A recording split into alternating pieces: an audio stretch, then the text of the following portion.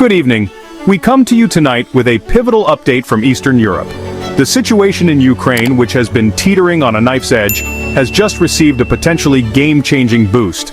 Tonight, a major development is unfolding, one that could significantly alter the course of the conflict. After weeks of intense debate and political maneuvering, a critical decision has been made that directly impacts the war in Ukraine.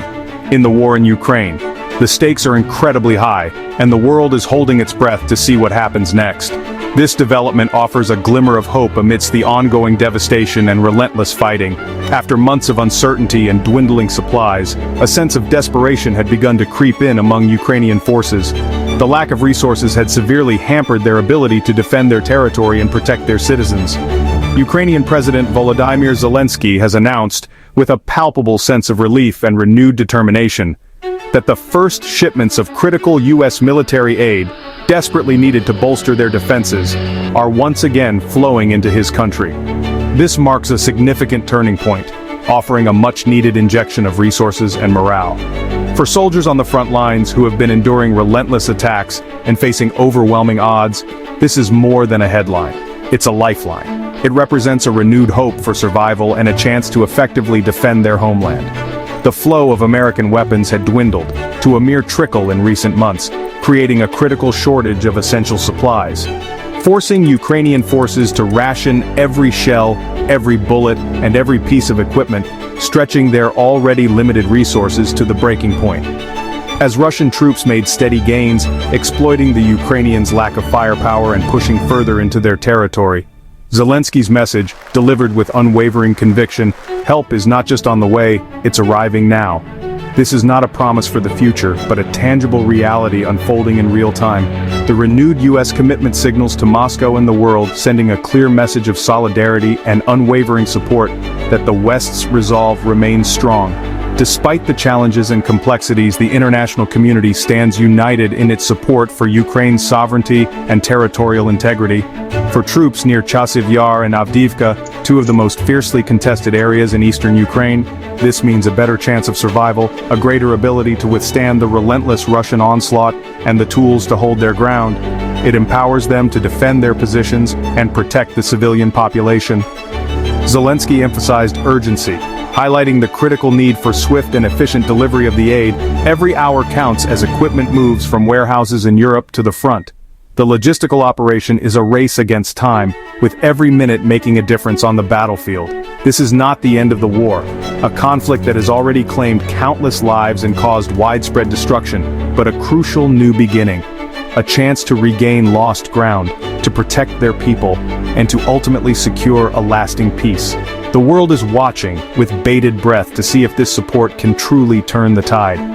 The coming weeks will be critical in determining whether this renewed aid can make a decisive difference in the outcome of the war. What's in this first shipment? It's a package designed to meet Ukraine's most urgent battlefield needs. At the top, vast quantities of 155 mm artillery shells for NATO-supplied howitzers, restoring Ukraine's firepower. Air defense is a major focus, with interceptor missiles for Patriot and NASAM systems to shield cities and infrastructure. Anti-tank weapons like Javelin and TOW missiles are included, crucial for stopping Russian armor. Armored vehicles, Bradleys and MRAPs, will boost troop protection and mobility. The package also contains small arms ammo, demolition materials, spare parts, and medical supplies. All of this is drawn from U.S. stockpiles in Europe for rapid delivery. The goal: get these tools into Ukrainian hands immediately to make a real impact. Why is aid resuming now? The answer: political pressure, strategic necessity, and shifting battlefield realities. A months-long political battle in the U.S. Congress stalled over $60 billion in funding, with debates over cost and priorities. European allies and U.S. military leaders warned that delay was costing lives and risking Ukraine's collapse. Dire battlefield reports, Ukrainian units outgunned 10-1, created urgency. A bipartisan coalition in Congress finally broke the deadlock, reaffirming America's global role. The timing is no accident. The cost of inaction became too great. The aid is flowing now because the stakes, on the battlefield and for global security, are higher than ever. The world is watching as the political dam finally breaks. This new arsenal could dramatically shift the front lines. Fresh artillery shells mean Ukrainian gunners can target Russian positions without rationing. Enhanced air defenses force Russia to rethink costly missile and airstrikes, protecting Ukraine's cities and infrastructure. Armored vehicles like Bradleys and MRAPs boost both defense and offense, allowing rapid movement and safer advances. Replenished Javelin stocks help repel Russian armor and enable counterattacks. The immediate goal: stabilize the front, halt Russian advances, and buy Ukraine time to rebuild. This isn't a recipe for instant victory, but it restores balance and initiative. Ukraine can now regroup, retrain, and prepare for future operations. The aid package is about survival, resilience, and regaining momentum. It's a critical window for Ukraine to shape the next phase of the war. The world's reaction to the renewed commitment of U.S. aid is a complex tapestry of emotions and strategic calculations. From the halls of power to the streets of war-torn cities, the news reverberates, stirring hope, fear, and a renewed sense of urgency. Initial responses to renewed U.S. aid are swift and sharply divided, reflecting the deep geopolitical fault lines that this conflict has exposed. Headlines scream contrasting narratives and opinions are polarized, underscoring the multifaceted nature of this crisis. In Kiev, a palpable sense of relief and profound gratitude dominate the atmosphere.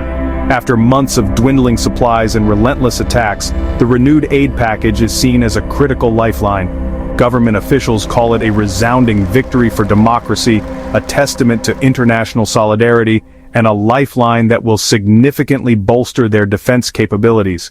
They emphasize the importance of this support in maintaining their resistance against ongoing aggression. On Ukrainian streets, a fragile hope flickers anew. The renewed aid offers a psychological boost, reinforcing the belief that they are not alone in this fight. Ordinary citizens express a renewed sense of determination, believing that with this support, they have a fighting chance to protect their homes, their families, and their nation's sovereignty. Moscow vehemently condemns the move, predictably. Accusing the U.S. of deliberately prolonging the conflict and escalating tensions, the Kremlin seeks to rally domestic support by intensifying its anti-Western rhetoric and portraying the aid as an act of aggression. Military analysts suggest that Russia must now strategically adjust its approach on the battlefield, fully aware that Ukraine's critical shortages of ammunition and equipment are, at least for the foreseeable future, over. This shift necessitates a reassessment of their military objectives and tactics. In the U.S., the debate surrounding the aid package continues to rage, reflecting deep divisions within the political landscape.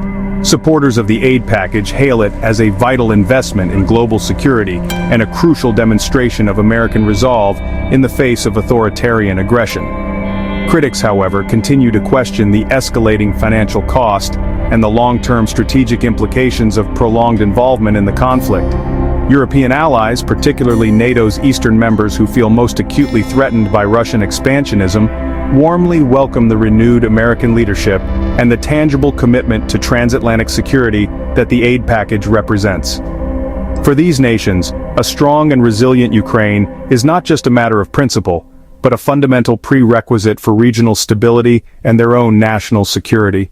Global powers like China maintain a cautious stance, urging de-escalation and a negotiated resolution to the conflict, but the entire world is watching closely, acutely aware of the potential ramifications of this renewed commitment of aid. Every nation interprets this pivotal turning point through its own unique lens, shaped by its own strategic interests, historical experiences, and geopolitical calculations. The implications are far-reaching and the future remains uncertain. To truly grasp the profound impact of this ongoing conflict, we need to move beyond statistics and headlines. We must listen to the voices of those on the ground, the individuals whose lives are being directly shaped by the daily realities of war. Their experiences offer a crucial perspective. Ukrainian soldier Oleksandr, stationed near the fiercely contested city of Chasiv Yar, says the arrival of Western aid feels like a breath of fresh air, a tangible sign of support that bolsters morale and provides much-needed resources. Finally, with renewed supplies and equipment, his unit feels empowered to effectively fight back against the ongoing Russian offensive. They are ready to defend their homeland. In cities like Kharkiv, which have endured relentless bombardment, civilians like schoolteacher Irina desperately hope that the arrival of new, more advanced air defense systems will finally provide adequate protection for their homes, their families, and allow them to restore some semblance of normalcy to their shattered lives. The constant threat has taken a heavy toll. On the Russian side, even soldiers and pro-war bloggers are beginning to grudgingly admit that the fight is about to get significantly tougher, and that the Ukrainian forces are becoming more formidable. The days of easy advances and unchallenged territorial gains are definitively over, replaced by a grinding war of attrition. Russian state media continues to aggressively push the narrative of Western escalation and interference, attempting to rally public support. But beneath the surface, anxieties about the prospect of a long, drawn-out and increasingly costly war are steadily growing within the Russian population.